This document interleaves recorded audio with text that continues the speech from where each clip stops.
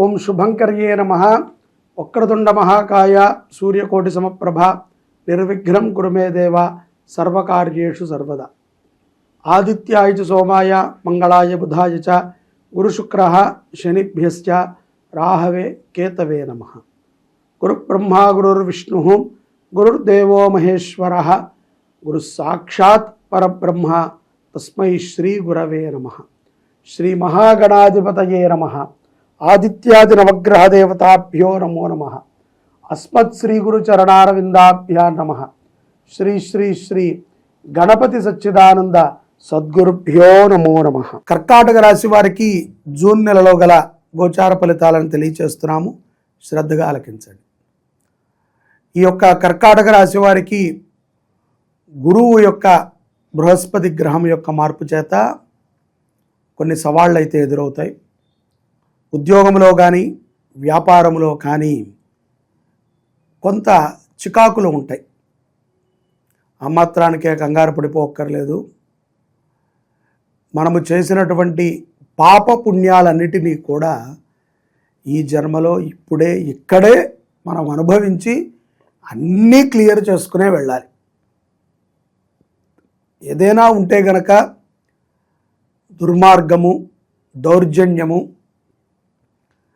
ఇత్యాది మహాపాతకాలు కొన్ని ఉంటాయి. ఇతరులను మోసం చేయటము, ఇతరుల యొక్క ఆస్తిని మనము కాజేయటము, ఇతరుల యొక్క సంపదని మనము దోచేయటము, అలాగే పరస్త్రీ వ్యామోహము, ఇవి మహాపాతకాల కింద మనకి చెప్పబడ్డాయి.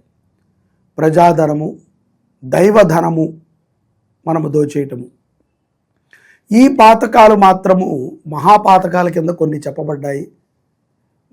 మనముగా మన కోసం మనం చేసుకునేవి కొన్ని ఉంటాయి.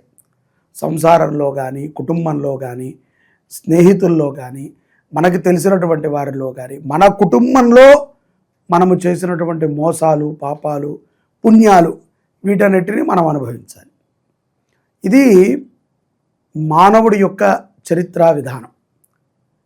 ఇక్కడ ఈ కర్కాటక రాశి వారికి బృహస్పతి గ్రహ మార్పు చేత కొన్ని ఇక్కట్లయితే వస్తాయి, కొన్ని అవమానాలు పడతారు, చికాకులు ఉంటాయి. ముఖ్యంగా కొంత చికాకుగా ఉంటుంది. ప్రతిదీ కూడా కదలదు, సాగదు పని. మన ముందంతా ఓకే అంటారు, అద్భుతం అండి, సాయంకాలం వచ్చేసేయండి, పని అయిపోతుందని. ఎన్ని సాయంకాలాలు వెళ్ళినా మన పని అవ్వదు. ఎంతో ధనం ఖర్చు పెట్టే వాళ్ళు ఉంటారు, కమిషన్లు ఇచ్చేవాళ్ళు ఉంటారు, పని కాదు. ఏమిట్రా మన ప్రాబ్లము అని వ్యాపారస్తులైతే తర్జన భర్జన అవుతూ ఉంటారు. ఇక్కడ వీరికి ఉన్నటువంటి కొన్ని శాంతి ప్రక్రియలు ఉంటాయి. వాటిని విధి విధానంగా చేసుకున్నట్లయితే తప్పనిసరిగా శుభ ఫలితాలని రానున్న మాసాల్లో కూడా పొందుతారు. ఈ మాసంలో అయితే కనుక ఈ ప్రాబ్లం స్టార్ట్ అవుతోంది, బాగా గుర్తుపెట్టుకోండి. ఇక విద్యార్థుల విషయంలో మనం గమనించినట్లయితే వారు కూడా ఫికిల్డ్ మైండ్గా ఉంటారు. ఇవాళ ఒకటి రేపొకటి అన్నట్టుగా ఏది స్టాండర్డిటీ ఉండదు. కొంత చెడు సహవాసంతో ఉన్నటువంటి మిత్రులు పరిచయం అవుతారు. జాగ్రత్తగా ఉండండి, కోపగ్రస్తులు కాకండి, ఆలోచన చేయండి. గతములో లేనిది ఇప్పుడు మనకు ఎందుకు తగులుతోంది అనే విషయాన్ని ఆలోచన చేయండి, దాన్ని సర్దుకోండి. ఇప్పుడే ఈ క్షణములోనే అది తప్పు అనుకుంటే దాన్ని వదిలిపెట్టండి. మీ ఫోన్లో కానీ, మీ చుట్టుపక్కల కానీ, మీ ఇంట్లో కానీ, మీకు తెలిసిన వారిలో కానీ చెడుని మీరు ప్రోత్సహించే విధంగా ఉండద్దు. దయచేసి విద్యార్థులు ఆదిలోనే తుంచేసుకోండి, లేకపోతే భవిష్యత్తుకి ఇది చాలా ప్రమాదం. అలాగే ప్రభుత్వ రంగంలో ఉన్నటువంటి వారు, మనకి రాజకీయ పరంగా ఉన్నటువంటి కర్కాటక రాశి జాతకులు, మనకి ప్రత్యర్థులైన ప్రజెంటు మనకి లీడింగ్లో ఉన్నటువంటి వ్యక్తులైనా సరే కొన్ని కాంట్రవర్షియల్లో ఇరుక్కుంటాం తప్పదు. బాగా గుర్తుపెట్టుకోండి. ఈ జూన్ మాసములో మనము నాయకుడిగా భావించి, మనము భజన చేసి, మనము ఎంతో దేశాన్ని ఉద్ధరిస్తాడు అని భావన చేసేటువంటి వ్యక్తి, లేకపోతే మనము చేయలేనిది ఆయన చేయగలడు అని మనం భావించి పైన కూర్చోబెట్టినటువంటి వ్యక్తి అయినా, అపోజిషన్లో ఉన్నటువంటి వ్యక్తి అయినా ఎవరో ఒకరు కొంత ఇబ్బంది పాలు అవ్వటం అనేటువంటిది తప్పదు. వీరి నుంచి వారికైనా, వారి నుంచి వీరికైనా ఇబ్బంది పాలవుతారు. అప్పుడు మనకి నిజస్వరూపాలు కొన్ని తెలుస్తూ ఉంటాయి. కాబట్టి అటువంటి నాయకులు కొంత జాగ్రత్తగా ఉండండి. వారు కూడా ఎందుకండి మాకు ఈ ప్రారంధం కలిగింది అంటే ఒకటే నేను చెప్తాను, ఇచ్చిన మాటకి కట్టుబడి లేరు. మనము ఒకసారి పైకెక్కేంత వరకే కిందవాడి యొక్క సపోర్ట్ తీసుకున్నాం. పైకెక్కిన తర్వాత కిందవాడిని కాలుతో తంతున్నాం, గుర్తించట్లేదు. కిందవాడు కీర్తిస్తున్నాడు నిన్ను, ఇంకా భజన చేస్తున్నాడు, ఇంకా నీకు స్తోత్రాలు చేస్తున్నాడు, ఇంకా నిన్ను ప్రచారం చేస్తున్నాడు. వాడి పని వాడిది, నా పని నాది అన్నట్టున్నాం. కానీ కాలము తిరుగుతోంది. బాగా గుర్తుపెట్టుకోండి, ఎక్కడైతే గనక మనం మాట ఇచ్చి నిలబడలేదో ఆ మాట మనకి ఒక విషపు ఆయుధమై మనల్ని హతమారుస్తుంది. మిమ్మల్ని ఒక్కళ్ళనే హతమారిస్తే పర్లేదు, మీ యొక్క సామ్రాజ్యాన్ని మొత్తము కూడా పతనం చేస్తుంది. ఇది జ్యోతిష్ శాస్త్రము రీత్యా మనం తెలుసుకోవాల్సిన ముఖ్యమైనటువంటి ఘట్టం.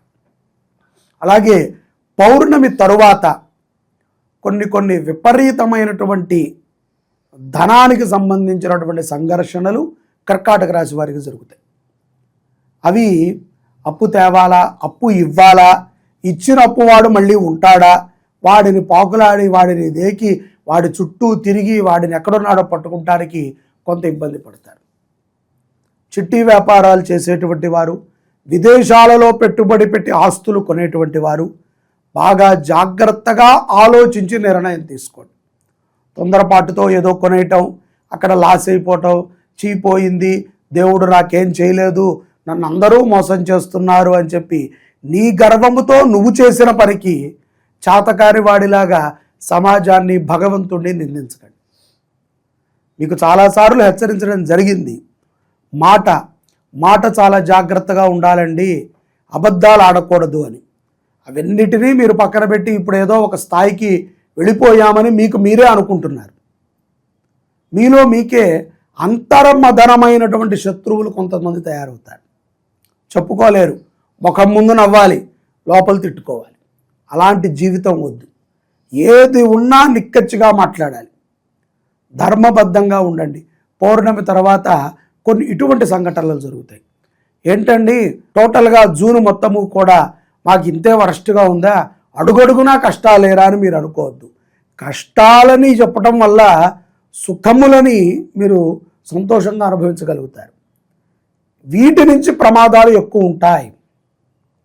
నాయకులు కానీ, ఉద్యోగస్తులు కానీ, వ్యాపారస్తులు కానీ, విద్యార్థులు కానీ, విదేశాలలో ఉన్నటువంటి వారు కానీ, కోర్టు వ్యవహారాల్లో ఉన్నటువంటి వారు కానీ కొంత తర్జన భర్జన అవుతూ ఉంటారు. చికాకు, ఖర్చు ఎక్కువ అవుతుంది. ముఖ్యంగా మనము ఇప్పుడు ఏమి చేయాలి అనేటువంటి ఒక దివ్యమైనటువంటి ఆలోచన మనకు కలుగుతుంది. పోనీ ఏదైనా చెప్తే చేస్తామా అంటే ముఖ్యంగా బేరం ఆడతాం. ఎవరైనా ఏదైనా పూజారి గారో సిద్ధాంతి గారో మనకి ఏదైనా ఒక జపమో తప్పమో చెప్తే అంత కాదులేండి, ఇంతలో చేయండి అని. యథార్థంగా నా దగ్గర మాట్లాడరులేండి, నా దగ్గర అట్లా ఎవరైనా మాట్లాడితే వాళ్ళని ముందుగానే మీరు బయలుదేరండి, మీ కర్మ మీరు అనుభవించండి అంటాం. ఎందుకంటే బేరం ఆడినప్పుడు ఫలితం కూడా బేరంగానే ఉంటుంది. కాబట్టి బేరం లేదు. మనము విష్ణువుకి ఆరాధన చేయాలి. బృహస్పతి గ్రహము వీక్గా ఉన్న, శని బాగోకపోయినా విష్ణు ఆరాధన మంచిది. ఏం చేయాలి విష్ణుమూర్తికి ఆరాధన? ఏకాదశి కానీ, ద్వాదశి కానీ, పౌర్ణమి కానీ, చతుర్దశి కానీ, లేకపోతే శ్రవణ నక్షత్రము రోజు కానీ, ఈ రోజులలో సుదర్శన శతక శ్లోక పారాయణ, సుదర్శన చక్రాభిషేకము, శ్రీకృష్ణుడికి ఆరాధన, విష్ణుమూర్తికి ఆరాధన, విష్ణుమూర్తి ప్రీతిగా వేద పండితులు అనేక ప్రాంతాలలో ఉంటారు. మీ దగ్గరలో ఉన్నటువంటి గుడిలోనైనా వేద పండితులు ఉంటారు, అర్చకులు కాదు, వేద పారాయణ చేసుకునేటువంటి వారు ఈ వివాహాది శుభకార్యాలను చేయరు. వారు నిత్యము వేదస్మరణ చేస్తారు. వేద సంరక్షణ చేయటం, గురువులకి వస్త్రదానము చేయటం, గురువులు ఎవరైతే గనక గురువుగా మనం భావిస్తామో అటువంటి వారికి వస్త్ర సమర్పణ చేయటం. ప్రతి శనివారము కూడా కర్కాటక రాశి వారు అఖండ దీపారాధన ఇంట్లో చేయండి. ఉదయం సూర్యోదయాత్ పూర్వం నుంచి సూర్యాస్తమయం వరకు వెలిగేటువంటి అఖండ దీపం ఒకటి వెలిగించండి. దానికి నైవేద్యం పెట్టాలా అండి, ఒత్తులు 6 వేయాలా, నువ్వుల నూనె పోయాలా, కొబ్బరి నూనె పోయాలా, ఆముదం పోయాలా, వద్దు. అఖండ దీపం పెట్టండి. అది మీ శక్తి. ఆవు నేతితో పెడతారా, 12 ఒత్తులు వేస్తారా, అఖండంగా ఇంత ఒత్తి పెడతారా, ఇల్లంతా మసి చేసుకుంటారా, అది మీ శక్తి. అఖండ దీపం పెట్టండి అన్నాం, అంతవరకే. ఇక దీనికి నైవేద్యం పెట్టాలా, ఆ రోజు నేను ఈ బట్ట కట్టుకోవాలా, అఖండ దీపం పెట్టండి. మీకు ఏ క్వశ్చను వద్దు. ఇంకా అఖండ దీపము సూర్యోదయాత్ పూర్వము నుంచి సూర్యాస్తమయం వరకు పెట్టండి. ఈ సంవత్సర కాలము కూడా ఈ జూన్ నుంచి వచ్చే 2026 జూన్ వరకు, లేకపోతే ఈ 18 నెలలు గురుడు ప్రవేశించాడు కాబట్టి 18 నెలల పాటు ఒక గోమాతని పోషించండి. ఈ 18 నెలలు కూడా ఒక గోమాతకి 2500 రూపాయలు ఇచ్చి పోషణ చేయండి. మాటకి కట్టుబడి లేము కాబట్టి నిత్యము కూడా మీరు ఇచ్చినటువంటి మాటని స్మరణ చేసుకుంటూ పశ్చాత్తాపపడండి. కుదిరితే మాటకి కట్టుబడి ఉండండి. ఓం రజతాచల శృంగాగ్రమధ్యస్థాయి నమో నమః. శ్రీ శుభంకరి దేవాలయము జీర్ణోద్ధరణ దేవాలయం. ఈ దేవాలయంలో గౌరీ సమేత శ్రీరుద్రస్వామి వారు ఉన్నారు. వెనకాల గౌరీ అమ్మవారు, ముందు స్ఫటికలింగం. ఈ గౌరీ అమ్మవారికి గత 5 సంవత్సరాల నుంచి కూడా దివ్యముగా దేవీ నవరాత్రులు, అనేక చండీ పారాయణలు, చండీ హోమాలు, నిత్యము కూడా చండీ పారాయణ కార్యక్రమం జరుగుతుంది. ఈ అమ్మవారికి ఈ యొక్క విశ్వావసు నామ సంవత్సరము దేవీ నవరాత్రులు ప్రథమమైనటువంటి రోజు, మొదటి రోజున స్వర్ణాలంకృత గౌరీ రూపంగా రజత చీరని అమ్మవారికి సమర్పణ చేయాలి భక్తుల సహకారంతో అని మేము అనుకున్నాం. దీనికి 6 కేజీల వెండి ఖర్చు అవుతుంది. అదే కాకుండా 2 మాసాల సమయం కూడా మనకి దానికి పడుతుంది. చాలామందికి ఈ విషయాన్ని మేము చెప్తున్నాము. తోచినంత వెండిని సహకారం అందిస్తున్నారు. 100 గ్రాములు, 150 గ్రాములు, 200 గ్రాములు, పావు కిలో, అరకిలో, కిలో, ఈ రకంగా సహకారం అందిస్తున్నారు. ప్రస్తుతము 1 కేజీన్నర నుంచి 2 కేజీల మధ్యలో వెండి సమకూరింది. ఇంకా 4 కేజీల వెండి అమ్మవారి చీరకి కావాలి. ఈ ఆషాఢ మాసం లోపు అమ్మవారి చీర కోసము మీకు తోచిన విధంగా వెండి సహకారం అందించండి. దానికి మీరు కింద ఉన్నటువంటి నెంబర్ని సంప్రదిస్తే ఎంత, ఏ గ్రాముకు ఎంత అనేటువంటి విషయాలను కూడా మీకు చెప్తారు. మీకు తోచిన విధంగా అమ్మవారికి నిరంతరము అలంకృతమై ఉండేటువంటి ఆ యొక్క వెండి చీరలో మీరు కూడా భాగస్వాములు కండి. మీరు కూడా అమ్మవారిలో ఒక అలంకృతమై ఉంటారు అని నేను భావిస్తూ ఈ అవకాశాన్ని మీకు కల్పిస్తున్నాను. జై శుభంకరి.